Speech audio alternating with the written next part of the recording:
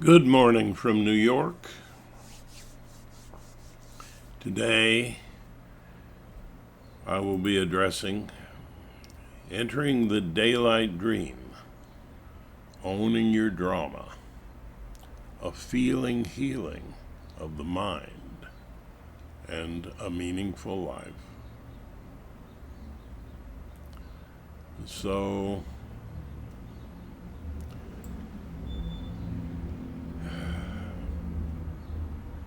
the entire process of echo mind, inner mind communication is creating a kind of daylight dream, a dream within your imagination.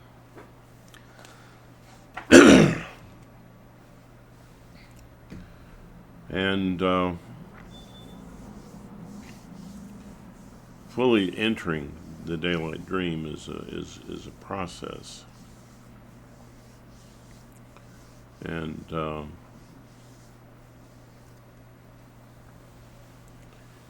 that process may be different for each individual because you have to stay in a certain comfort zone to have the healing feeling.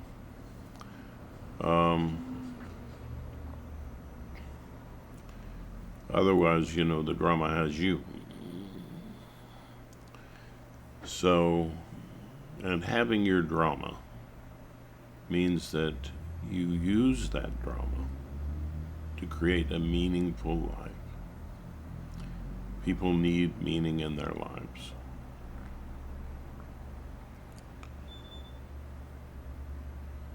And that's all. No. We'll go a little deeper.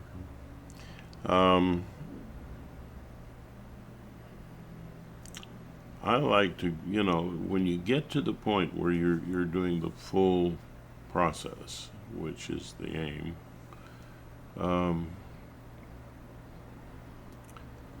I think beginning the process is begins with what I call the infant mind, which is your experience of the infant mind. You are conscious. You're when you're feeling, you're conscious. If you have the feeling, you're conscious. You're in a conscious state, and that is your dramatic self. And that dramatic self can experience the infant mind, and it's with certain abilities, and the non-infant mind, the language mind, with other social abilities, which in the first case, you're dealing with meditation. I usually think that people are more comfortable starting with the meditative approach. And then working into the language experience. So, the non-language experience has three approaches. One is focus, and one is expression, and another is play. So these three approaches, not using language, are very useful. Now, you can use focus, and the way I like to use this is the meditative area. The language is more role play. The meditative approach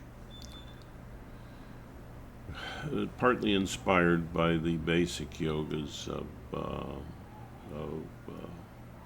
yoga in the Vedas, um, which is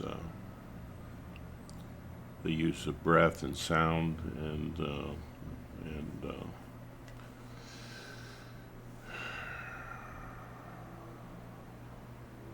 and focus, um, which is they call uh, dhyana yoga, which is basically using focus in various ways, and mantra yoga, which uses sound.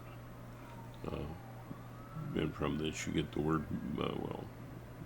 or from the word mantra, you get this mantra yoga approach, um, which I'll explain to you later.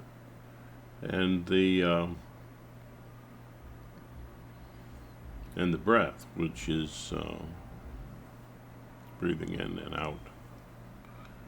Um, and the problem I have with those approaches is it's more about just simple control, which is fine, but it's not a healing. It's not a feeling healing. I like to say feeling first, because if you're feeling a thing, usually that means you're having the drama. It's a conscious thing. When the drama has you, I hardly call that a feeling. That's some kind of a fit. So, this is also a political channel. So yes, MAGA people, the drama has them. That's the problem, and so they're cut off from some of these abilities, and you could test it with them, see where they're lacking. They, that they can improve. They can change that and become more themselves and have a more meaningful life and have their drama. But and for some people, that means you have to go to a professional therapist, because and with intense damage from trauma, it can become quite chemical. It's the chemistry of the brain is more involved, and you might need to address that. Where you see, I prefer psychiatrists to psychologists. Psychologists to me and the mystic are more on a par, usually. But some of the added things that they learn in modern psychology is useful. But so are the mystic understandings. And I think those two are going to blend over time. Hey. So I mentioned these three things in this process. The dhyana yoga is a focus on feeling. It's all directed toward your feelings. And that's what I call focus meditation. And meditative play. You're using. I use the sound for that. I use sound, but I don't advocate mantra, because it's slower. It's less flexible. It still gets you out of language, and provides, and you can use it to connect with your feelings. But I prefer a more playful approach, where you're creating the sounds yourself as appropriate to you, and either singing the sounds um, just stating, speaking the sounds, but with a connection to how you're feeling, isn't it?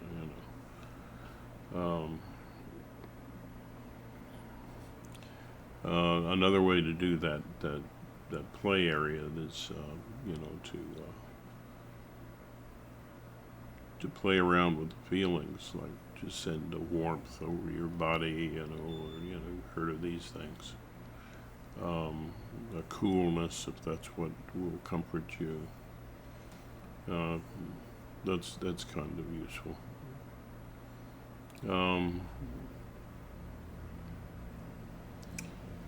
And the other, that's the mantra yoga approach here, and the prana approach is to use the breath in connection with your feelings, and in this process we use sounds like ah, ooh, ow, or something that a baby would make, but the infant mind expression, as is appropriate. Try to get in touch with your feelings in every case, and then use these tools. Now,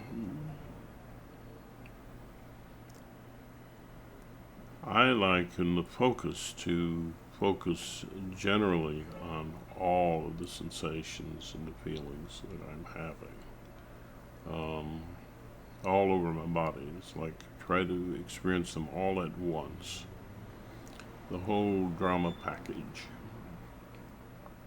from the infant mind perspective. You're just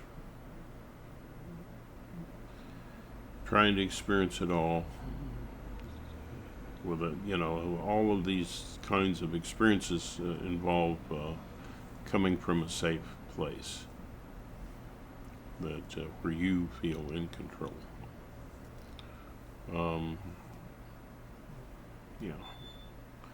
So, but if there's any sensation or whatever that is annoying you, whatever, that you can't, immediately take care of, focus on it intently. Your brain will want to move on after a while, and then go back to the whole body focus. And now that's focus. With play, like I say, it's an expression of how you feel. And none of these things, you're not looking for the negative. If the negative is there and it feels better to express it, then you do that. If it's a positive feeling, do that. It's just getting in touch with your feelings. The process of that heals the mind, heals from the actual damage, faith, and love, or traumas that you've had in your life. That will come along naturally, and in stages, so that you can kind of watch, or if you're under professional care, they can kind of watch and see how you're going with these stages. And the first stage, I'm going off the direct topic at the moment, but just an overview. There's helplessness involved with your feelings because of trauma. And you're helpless to do these different skills that I'm talking to you about. As you use the skills, you unlearn the helplessness to express feeling and have meaning, a more meaningful life. To express it, to feel it, and to be a little attached, a little bit playful with it.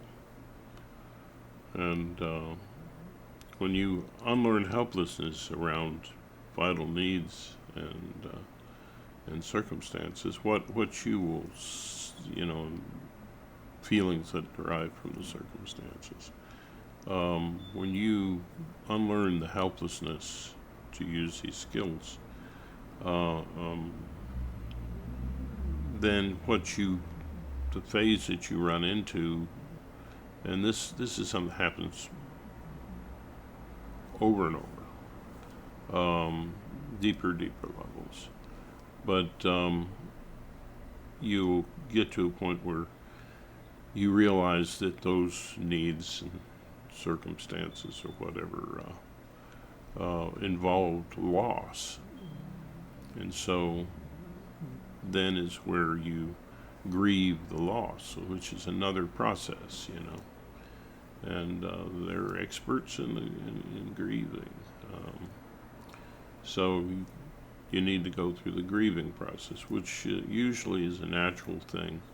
And if you're a healthy individual, somebody helping you has been proven to be worse than leaving you alone. But if you have problems, in other words, therapy that you don't need is harmful. Yeah. And, professional therapy. Because you're kind of giving every other control over to somebody else. And that's kind of a problematic thing to begin with, but if it's necessary, it's necessary. Yeah. That said, the grieving process then relieves you enough of wanting to strike back or whatever. It allows you to move into a forgiving phase where you can more forgive. You become more forgiving after you grieved more of your losses, and you become more forgiving in general, and you can forgive the people and yourself involved with that. The next stage is remorse. If you see people moving into remorse quickly, take it easy. That's too fast. Nobody, that can be kind of overwhelming.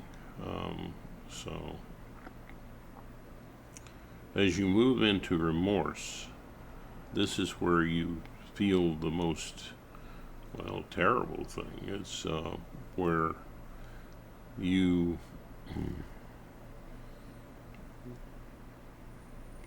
harmed others, either by neglect or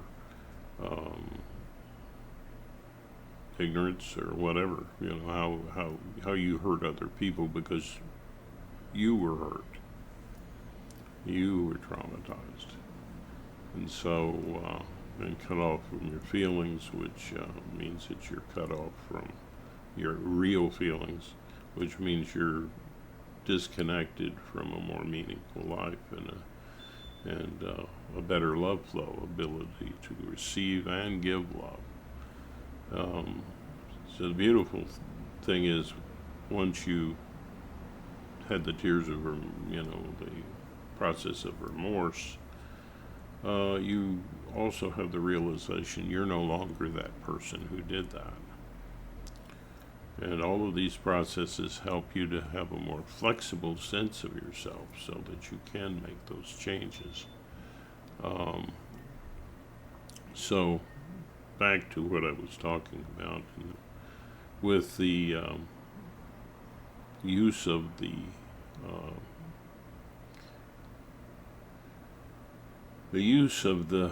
breath. You breathe in and out with those kind of sounds, and you're trying to express your feelings. Now, moving toward the playfulness with your feelings, using sounds that are not language, just created sounds of a variety. You're trying for variety, and you're trying to express your feelings at the same time. That, because it's mirroring language to begin with, is moves you to the next. That's where you enter into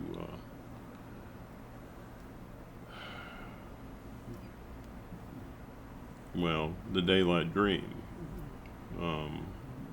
with people. Different kind of dreams.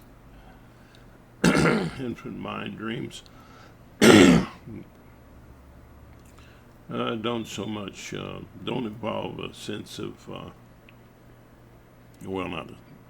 don't involve an ego concept.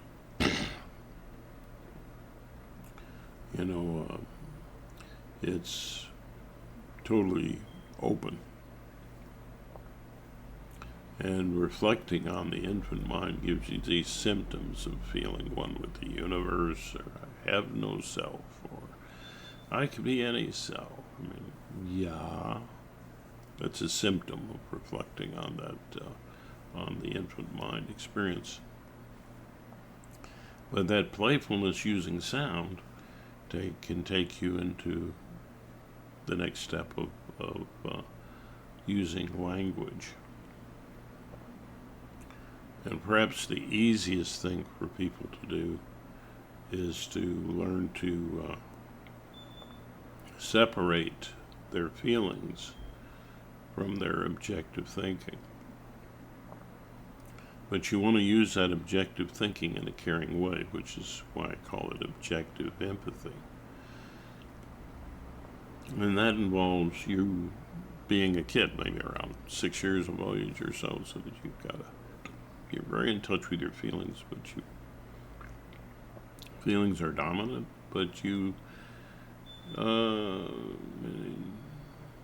it's more about yourself, and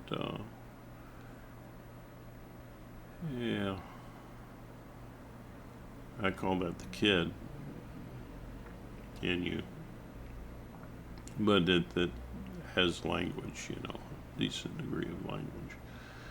And so you talk from your feeling self, your dramatic self, which is, I call the kid. And you talk about how you're feeling at the moment, and how you feel even on reflection of the past, which means that the past is in the past. You can talk about it. You can say that I'm remembering this. You can say I'm feeling, but it's about feeling what you feel in the moment. Talking and how you're feeling about the future. And planted in the future is an element of your, an outreach of your imaginer of all you imagine, which is the imaginative higher power of this daylight dream that you're having. Reaches into your future as your counselor. So you're having this experience with your inner counselor. So you're loving yourself with objectivity, which I call objective empathy. And there are things that you know about yourself that you might not want anybody else to know. That's one of the values of doing this, of training in this and doing it on your own. But if you can find a safe, someone you feel safe with, Go ahead, but be sure that they've not just educated, but they are feelingly experienced. And I created a word there, yeah.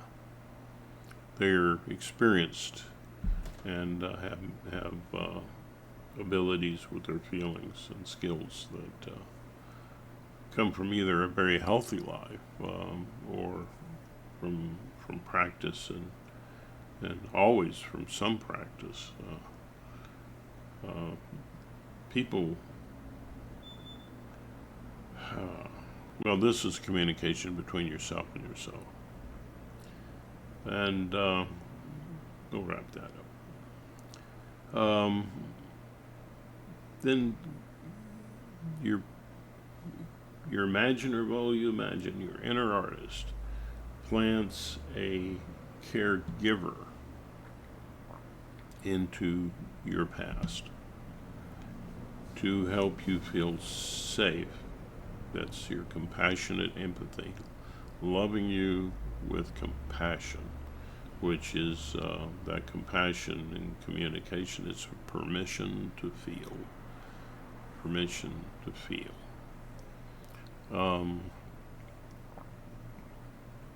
And that can come in many forms. And I can remember my father saying that what comforted him most when he lost a dear lady friend was not everybody saying religious things to him, oh, she's in heaven, blah, blah, blah.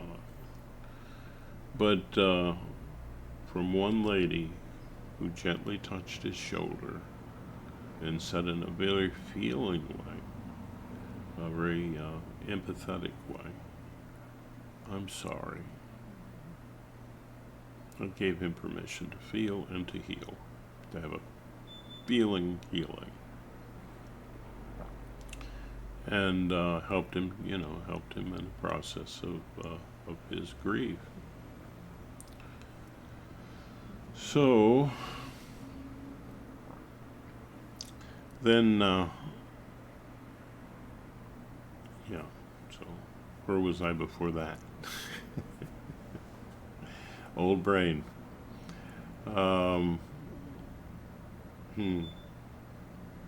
Yes, on the communication with your inner caregiver. Well, this concerns more yourself and others, and it's about the way you practice it, the way you move from being the caregiver to your dramatic self, your feeling self, is that you simply talk in your mind to people you care about or who you should have cared about. This is the present looking into the past, and you're talking to them, and so you're actually reliving, in a sense, in this way. You're talking to them, and then you're the caregiver, or you're talking to people who cared about you or should have. You're being the kid, and this can contain elements of anger and yeah, definitely. But to continue with the conversation, one thing that I sensed once was, well, that's going too personal. This is the process here, and it can lead to. It's about how you're feeling in the present again, yes, but on how you're feeling on reflection into the past, communicating in your mind with others. Now, that playfulness that got you there, that entered you into the daylight dream, and what are you calling it? The daylight dream. It's because you're at play in your imagination.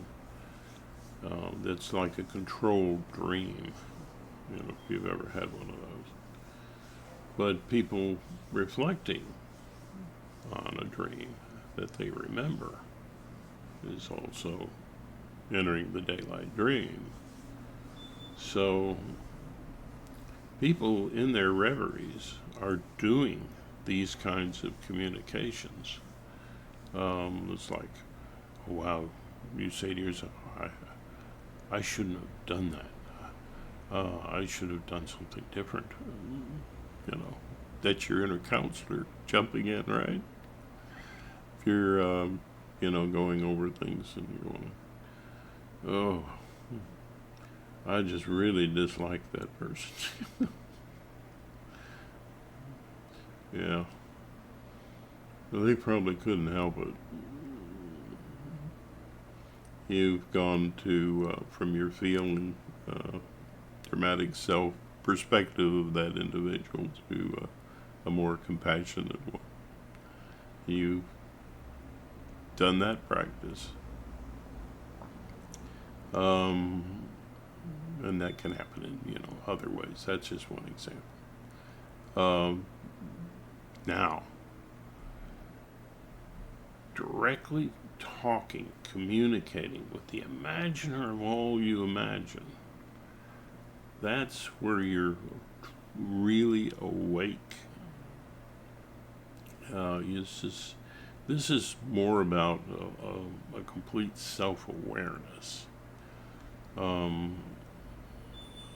of your life and yourself. And it's the power of self-awareness. And self-control is more your inner counselor. And what they call, this is emotional intelligence, and what people commonly call empathy, which I just call compassionate empathy. But that is the skill of empathy, they call it. I say you're using your empathy with all of these perspectives. And there's a skill attached, which I think makes more sense. But yeah, so there's an overlap you'll see with this, and you'll see overlaps with many things that are done already in psychology. Yeah, so there's this process brings all of the practices together. So if you're a professional, you're using all of these practices. You're eclectic. You're not stuck on one musical framework or something. You're using your whole tool chest, which I think is important to do if you really care about somebody. And doing it for them, be very careful. And check yourself. Don't be too nosy. Let them have their own process and their own private lives. After a while, that's the goal, isn't it? That they will be able to help themselves. This practice, therefore, is something at a level of a trainer, which is where I would be, and other mystics. We're just training people to exercise these skills. There's a little overlap into the practice of psychologists, but It's not the same thing. It's like the difference between an exercise coach and someone who's doing physical therapy. See? That's the difference. Try to get that through to an AI, which doesn't feel. I've had fun with that. It just parrots back this, you really need to see a professional, you know. Yeah, it's just, it's feelingly stupid at this point. And it almost scares me when they're not, when they move to. And did you know? And this is a side statement here. Did you know that they're working on actual computers that involve an actual neural network? Ah, what's going to come of that? I wouldn't mind having a better brain, you know, as long as it wasn't such a big jerk that I would, and it didn't destroy my memories, so that I have a sense of transition, although that's a tremendous illusion, which the Buddha points out, you know. There isn't an unchanging self or soul that's moving through this process. And that's kind of assumed within the framework of many religions, which are all about controlling people, you know, from the outside. And the great mystics, really not for that. They were for helping you from the inside, helping you to help yourselves, and that kind of control and punishing attitude that you see in religion is why I think a lot of people say, well, I'm spiritual, but I'm not religious. And yeah, so there's some problems with religion. But, you know, everybody might have a little bit of religiosity in them, you know, so do not judge that you be not judged, yeah. Yeah, ask Neil. Ask Neil deGrasse Tyson about it. You know, he has a channel called Star Talk, so ask him about that. He's very gentle. I tend not to be so. I think he's a healthier emotional specimen than I am, as well as a more brilliant individual. Yes, be wary of people who say that, you know, they know it all, that they want to be your guru. Baloney. You know, nobody's perfect. Nobody. At least the Christians got that right. But anyway, when you're looking at this communication with your inner artist, wow. If you've ever had a guided meditation, which in part sounds like hypnosis a little, doesn't it? You know, making suggestions and you know, kind of guiding you. Yeah, let's go before you were born. So your mind goes crazy because you're going to get a story, whether real in some sense or not. Who knows? But yeah, you're going to get a story.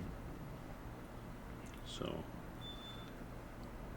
a little bit of concerning, that you need to do when thinking about hypnotherapy. All right. But talking to your inner artist, it's a kind of higher power of your imagination to differentiate that from some imagined supernatural higher power. However, for some, it's the inner artist is a gateway to their experience of some kind of what they would call supernatural. I will let you ask Neil deGrasse Tyson about that one too. He's very gentle. But, so, you can do your own guided meditation. You can make your own suggestions. Because that imaginer of all you imagine is, that's your brain, in a sense. And isn't your brain perhaps the most real you? It depends on how you look at it, doesn't it? But you can create scenes that are helpful to, all of these things are about helping you feel better and trying to feel better, right? It's not about seeking out pain or problems. It's an exercise of your feelings. Let's see how we're getting here. Oh my gosh, it's already 40 minutes. Okay, I've kind of covered that. I think this is the entrance into the daylight dream and how to practice that, perhaps. So, I like to give at least an abbreviation of my Irish prayer. May the road rise to meet you. And I love to mention what Carl Sagan had to say, which is what namaste means. And he said that we, intelligent life forms, are the universe knowing itself. Wrap your head around that, and it connects us all, and the love that I experience there is great. One way or another, I've never met anybody that in some way I didn't love. If you think about it, it might be true for most of us. But you go drifting all too far into politics and religion, and then oh wow. But we do, in this channel, we are a political channel also, and we encourage people to seek social change through empathy and awareness, a feeling healing to connect us all with love. And that means when you're picking a candidate, that you pick someone who has the skills of giving and receiving love. A person that is empathetic. And in my opinion, Joe Biden and the Democratic Party are that.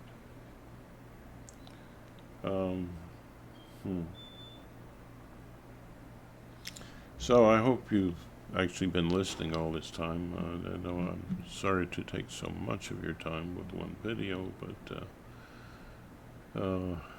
it seem necessary. You can take a look at it. This is my take on things, but the channel is open to many voices, and yours as well. So consider subscribing, because and sending us a message that you're interested in being in our Zoom calls or helping to create what we talk about in a Zoom. So, onward and upward. Make a better day. You know you can.